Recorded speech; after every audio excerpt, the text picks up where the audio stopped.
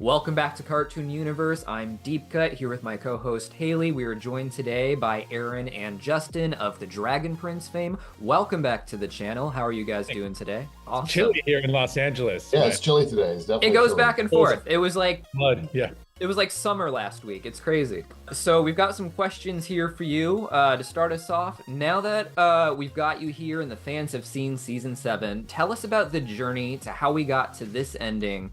And with that in mind, what can fans do to help support the show and its future? Now that you've experienced season 7 and you understand more what arc 3, the shape of it is, I have a special balloon just to promote arc 3. That's actually not true. That's my child. I was going to say, is that true? Recently turned 3, but wouldn't it be cool if I got a balloon to be like, that's the arc 3 balloon? Would have been amazing.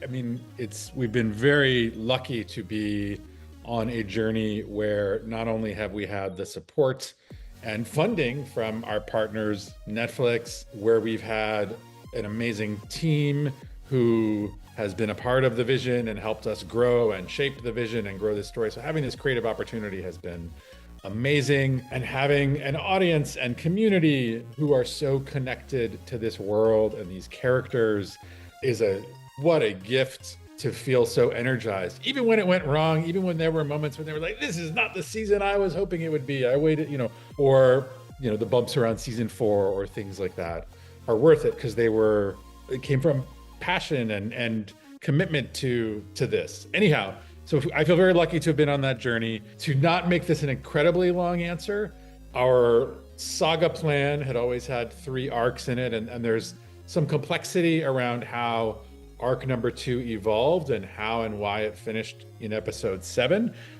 Some of it is because the 3rd arc is more of a spin-off and, as you now know, takes place further in the future. And so people have changed and the world has changed at that point. I think I feel proud of, I'm like going on, but I feel proud of where we are. I feel lucky to have been on this journey and hopeful that we will take the next part of the journey at some point, because who would look at this shining balloon and deny us the millions of dollars we need to do the next arc? So to clarify, when it comes to the ending with the way Aaravos was defeated and that sort of postponement, that was always part of this bigger 3 arc plan, or did things sort of shift around how exactly this conflict was going to go? There was, I think, a point where that would have been the end of season 5. And there was another point where that might have been the end of season 6. I mean, literally up until... And so at different points, and some of this has been me and Justin in conversation with Devin Gill, who's our head writer, our conversations around pacing and detail weighed into the decisions on when to end this arc. And then the other stuff that ended up weighing in was some production awareness and a sense of like, well, if we finish in season 6, can we tell all of arc 3 in season 7? Can we do it all in 9 episodes? And I think part of our feeling was we would not be able to do that. So hopefully, if you're on team, I want more Dragon Prince and what's to come, then this pattern is going to be the best version because it will yield the most Dragon Prince. If you're on team, man, I want the whole story guaranteed and sooner, then maybe we should have figured out how to tell the story in 7. It's funny because recently I heard Arcane was supposed to be 5 seasons and they condensed it to 2. My daughter is a huge Arcane fan and she loved it, but definitely she was like, she could feel the story being... You could kind of feel which episodes were originally meant to be an entire season. So it's interesting, but I totally sympathize with the plight of someone trying to tell a story they believe in and kind of weighing it against what they have with which to tell it. And with that in mind, what can fans do to support the show in its future? Tell everybody you know to watch the show. In the next 28 days. I mean, in the next 28 days, yeah. Ideally, day 1 has an amazing spike and people watch the first seasons and season 7. That puts a lot of energy and proof points into the equation. Yeah, and don't assume that people will get it on their Netflix thing, because sometimes they don't. And so just tell everybody and they'll go, I'm tired of you talking about this awesome show. And you'll go, it's so awesome, you have to watch it. I've had that conversation, so. So Aaron, you did mention, you kind of mentioned it, like a 7-year, how it's kind of hinted at that it's going to be a 7-year time skip, or we're going to resume the story. Would you say that's pretty much where you would like the story to go? Yeah, I'm not going to say specifically, but yeah, certainly the suggestion is that the big action or changes in the world. So it could be 7, it could be 12, but yeah, no, it's whereas the first 2 arcs take place, within a few years, this is definitely further off. You'll see a lot more growth and change in the characters in the 3rd arc. I want to tell people, like, come on, don't you want to see them even older? Like, we gotta all support the show so we can get the characters evolving even more. Yeah, another question the next question I had was a little bit more like just the finer details of some lore, because I always like to ask those kind of things. So we got the Nova Blade. We learned about the Nova Blade, and Ezra was going to use it, but we ended up getting instead Zubeia and Avazandum, kind of biting Aaravos to death. Is there a difference between what the Nova Blade would have done in that circumstance? Or is it kind of like the same? We could have got the same end result in a big explosion. It's a good question. I mean, I think the result would have been the same, but I don't think that the way it would have happened would have been different, but it would still have killed him. It would still have not solved the problem completely. It's a way, that's what I was getting at. Yeah, it's a way for solution. humans to be able to kill something that usually would require a dragon, is what. An archdragon. Yeah, an archdragon. Yeah, exactly. An archdragon's bite, remember, think about Rayla's bindings, right? And nothing could cut it. Literally, he had the Sunfire daggers, whatever, Sunforge. He had a Sunforge blade would not cut it, but an Archdragon's bite did it. It's magical, powerful. It's really the ultimate powerful thing. And so, yeah, the Nova Blade is instilled with that same power. Oh, one other thing I'll throw out there for those looking for Arc 3, we do intend to have some significant update wherever we are at Comic-Con in San Diego this year. So whatever the status is, if you are thinking about the future of Dragon Prince, look to that timing. Look, if we have a chance to announce something sooner, we will, but we will give a major update of where things are, what our fight looks like, how we're trying to get it made, or whatever that is, at Comic-Con in 2025 in San Diego. So you guys once talked about Aaravos being either a Luciferian or Prometheus figure, and now that we've got to the end of season 7, we would probably say Luciferian with more of a trickster element to him. Why did you guys go decide on that route? Where did the ideas of it being a mystery branch off from? What were you guys exploring with Aaravos's character in that regard? Why do you feel Luciferian? What tilted you in that direction? Just wanting to absolutely destroy the order. I mean, he could still have a bigger plan beyond that, but so far he seems to a lot of people wanted to believe that his daughter was somehow trapped in that in-between place or what have you. And then at the end it seems like no, he mostly just wants to screw over the hierarchy, and that gives it more of a Luciferian as opposed to Promethean, who kind of has that gift of foresight, seeing that he will be unchained one day. It's twisted with revenge for sure, but I also think he sees the cosmic order as being from the dragons and the elves, and I think he does actually carry some pro-humanity sense from Leola and some sense that maybe they should, I don't know. So it's still kind of mixed in my view, which is to say, yeah, and obviously bringing back all the spirits of the dead seems pretty bad, but I don't know. I'm still holding on to some Promethean sense as well, but he's twisted, he's broken, he's like, he has some problems for sure, but like he really, I mean, it's one of the things the season does is it deals in this idea of transference of like Claudia's relationship with her father, and he's sort of very aware of like, she sees me as a father now, and it's not a perfect transference, but similarly he sees her as a daughter, and he really does. I will not watch another daughter die, he says. He must save her. And so I don't know. It's I do think he's not just just an evil force, though he has a lot of cosmic anger to play out. He looks up at the stars. He's like, "Are you watching?" He's got a lot to work through. I just want to know what other mythological. I usually do the big mythological breakdowns at the end of the season.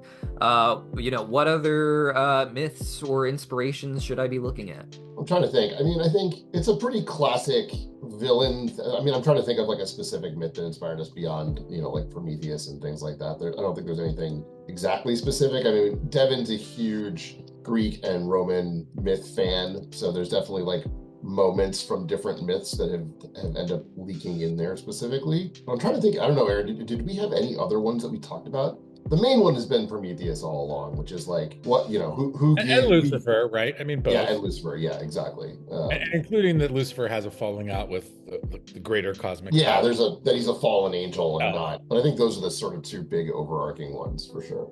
So I knew it as soon as I heard it, but it looks like you got Dante Bosco to voice Zim, and which is just amazing to me because we already got a lot of Avatar veteran voice actors in the cast, but now it's amazing to see another one. So my question is, did you want to give him a voice in this season so we could hear him before this arc ended, or can Arc Dragons learn to speak early, or is it just like you just wanted Dante to be in this? I think it's a little of both. We definitely wanted people to hear his voice. I don't think it was, it wasn't particularly early or late. We know that we're going to come back to the storyline in a significant distance in the future. And so I think just giving fans the hint of what was coming with Zim is awesome. And then we have something to look forward to. And I also think it just changes the ability for us to write Zim's character now that he can talk in a pretty nice way. It's great to have sort of a dog/pet character around to sort of represent emotions, but if he's going to be the Dragon King, then we really need him to be able to speak.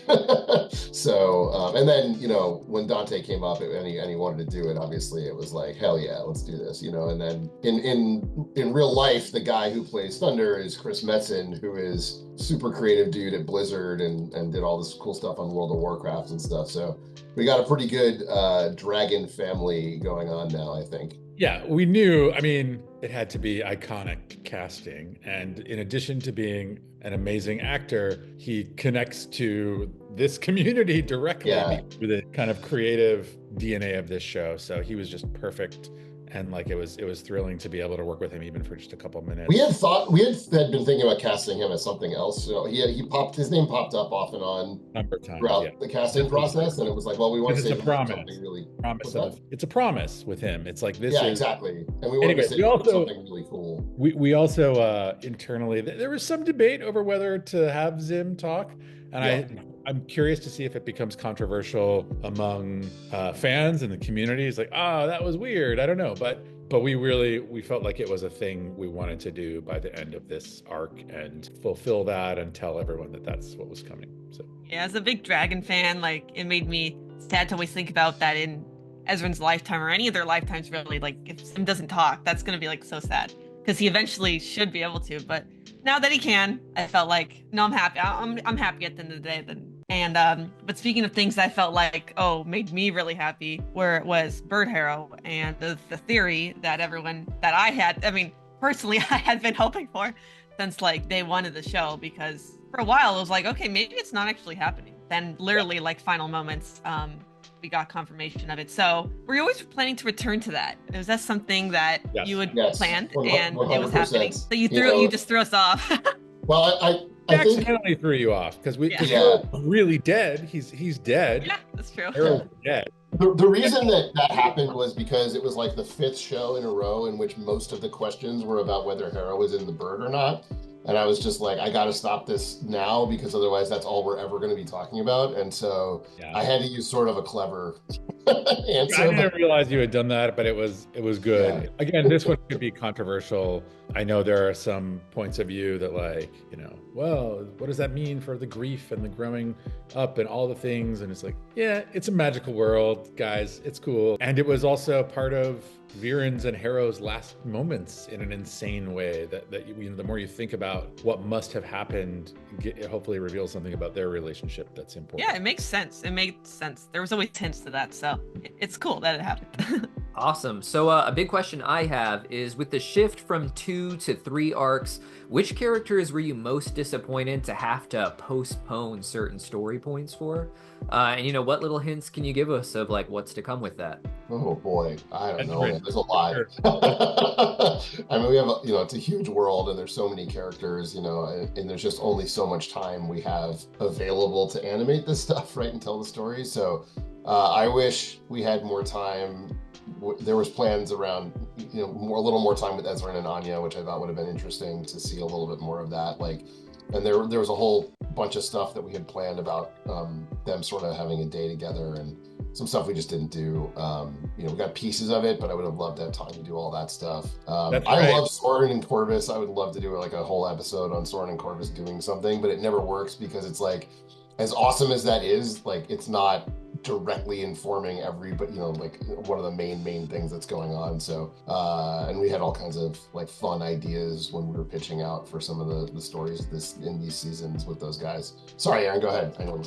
No, I think, well, so first of all, yes, there was a really longer story with Ezra and Anya that we ended up unfortunately having to kind of significantly cut and condense. And part of it is like they have a unique experience as kids who had to become monarchs and grow, kind of step into this massive responsibility and wait so quickly and give up their childhoods. And so part of it was supposed to be that I think it was like the story was, it was at the wedding and it was like Anya and Ezra play hooky. It was literally, they're like, you know what?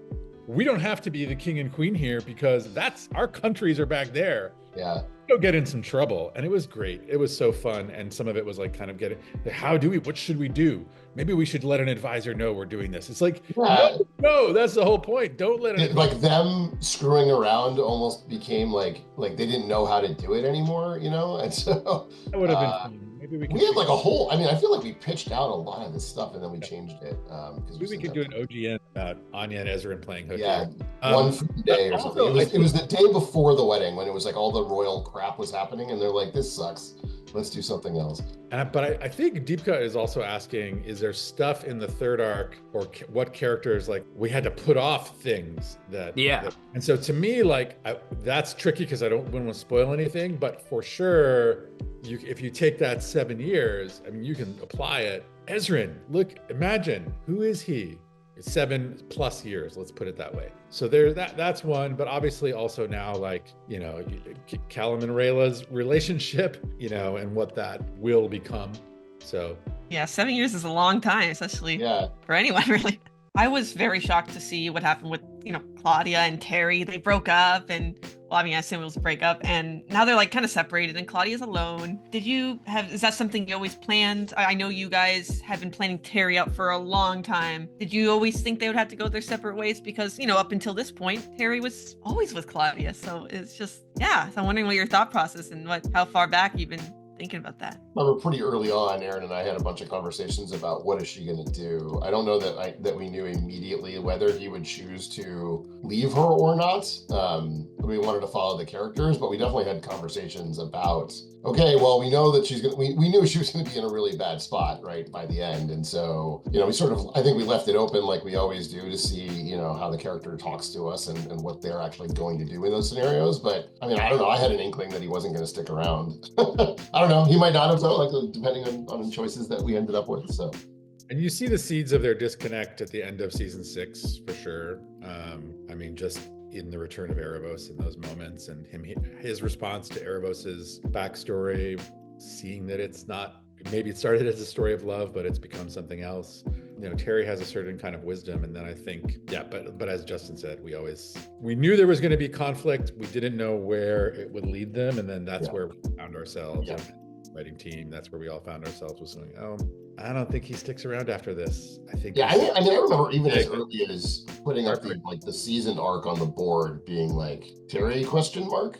So Karim's story with the Fire Elves had been quite the long play. How far back did this go for you, and what was the intention for his arc? Karim, we wanted to feel the struggle over his soul, so to speak, but like he's got these visions of like empire and his people and what's right, even at a cost of peace, even at a cost of trying to get along with humans, and there's some arrogance built in and there's some trauma in his life built into that. But up until literally the very end, we were debating about, like Janai loves him and he's her last sibling and she wants somehow to save him and for him to take a second chance, right? Season 7, it's all about trying to give him that second chance and he will not take it. And so as a team, as a creative team, there were versions where he somehow changes at the last minute, even at the end. And I think it was one of our writers, McCall, who was like, nah, like this guy has had every chance. He said no over and over. He's worn out all his chances. He's done. He's gonna make his pitch, betray everyone, and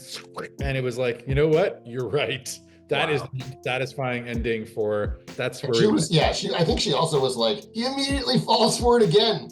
Like Like he's just Awesome. Well, thank you so much for taking the time to do this interview with us and for the fans. And thanks for coming back to the channel. yeah, of course. Thank you for having us, as always. Thank you. You guys are the best. It's our pleasure. Yeah. Thank you. Yeah. Thank you.